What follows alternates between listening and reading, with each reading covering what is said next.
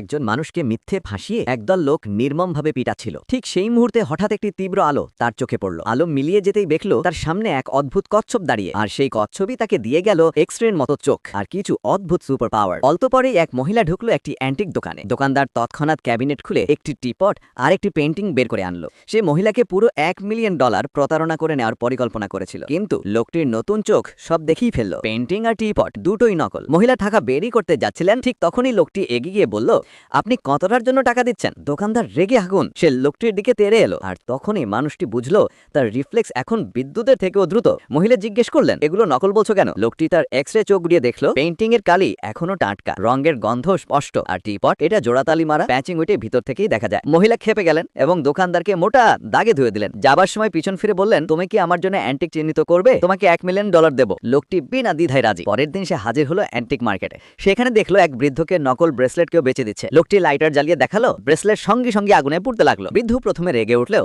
পরে তাকে ধন্যবাদ দিল। বৃদ্ধ এরপর তাকে আরেকটি টিপট দেখালো। লোকটি এক ঝলকেই বুঝলো এটা ভীষণ দামি। বৃদ্ধ অবাক, এটা আমি তো মাত্র $700 কিনেছি। সবশেষে বৃদ্ধ তাকে আরেকটি দোকানে নিয়ে গেল। লোকটি তার এক্স-রে চোখ দিয়ে পুরো স্টল স্ক্যান করে দেখলো সবকিছুই আসল। সে $2000 একটি ছোট ফুলদানি কিনে ফেললো, কারণ সে জানে এটা অন্তত $3 লাখ বিক্রি হবে। সাবস্ক্রাইব করে রাখো, পরের পার্ট খুব শিগগিরই আসছে।